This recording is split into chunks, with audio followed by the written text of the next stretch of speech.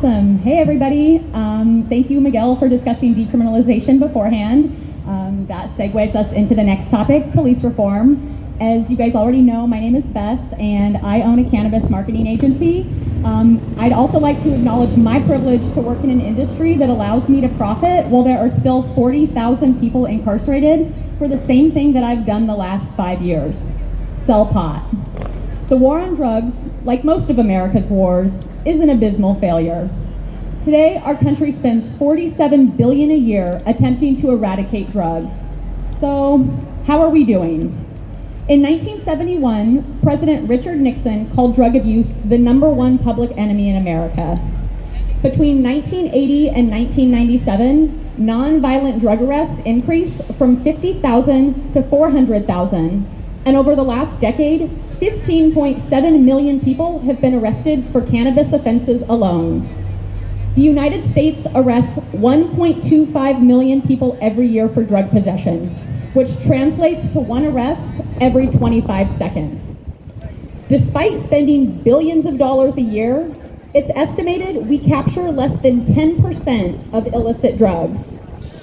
As if policing on drugs isn't bad enough, taxpayers are now forced to incarcerate adults for voluntary possession of them. In California, it costs an average of $81,000 per year to incarcerate an individual, and the average federal cost is a little over $36,000. So assuming the federal average, we spend an estimated $1.44 billion a year just to incarcerate people for cannabis. My body, my choice, it's not just an abortion talking point. It pertains to drug use, which has perpetuated the police state. However, something else has also led to this. The Violent Crime Control and Law Enforcement Act of 1994, also known as that atrocious crime bill. This 356-page bill led to the militarization of police, a huge wealth transfer from the federal government to public prisons, a 3-strikes policy to mandate life sentences, money to hire 100,000 new police officers, and the detainment of what the legislation referred to as, quote, criminal aliens. Exactly. The bill included $33 billion in spending, 9.7 of which went to states for prison construction. But remember, what government provides, government controls. In order to receive funding, states had to drastically increase their prison sentences, even for those who could safely re-enter society. As a result, state incarceration rates increased 45%, and those in federal prisons doubled. In 1994, 1 million Americans sat behind bars. Today, that number is 2.3 million across 1,833 state prisons, 110 federal prisons, 1,772 juvenile facilities, 3,134 local jails, 218 immigration detention centers, and 80 Indian country jails.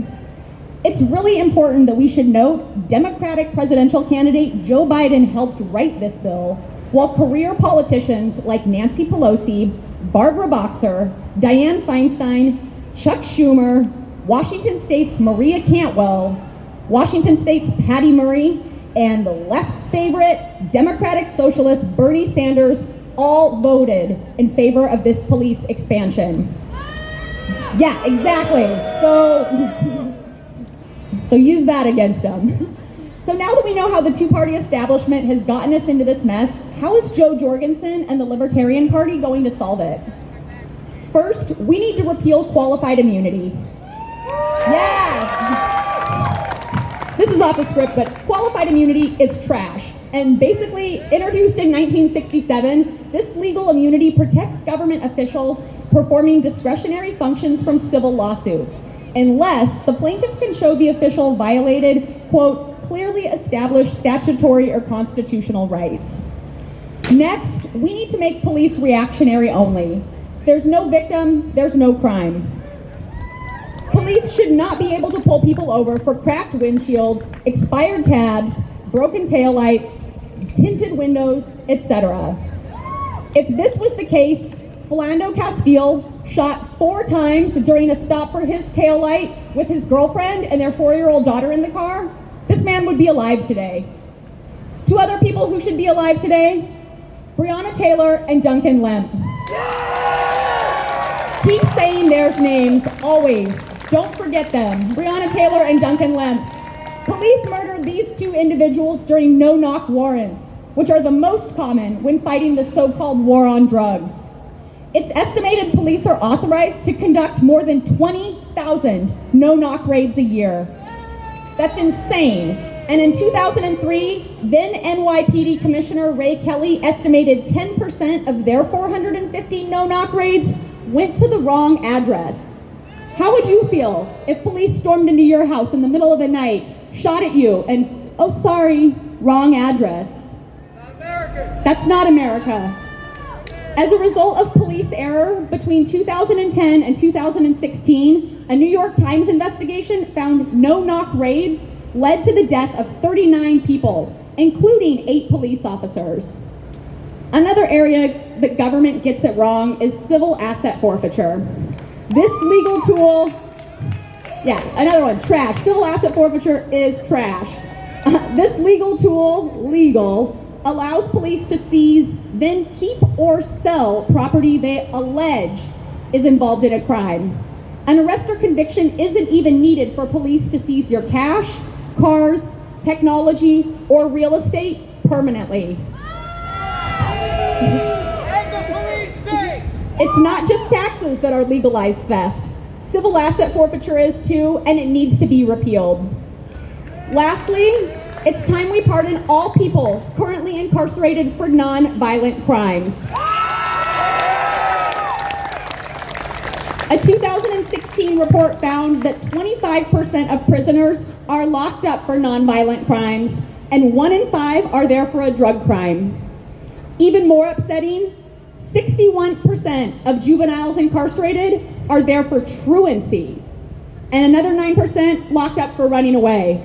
So now we're using the prison system to punish kids who are clearly not down with an awful public education system, and children who might be running away from unhealthy, abusive homes.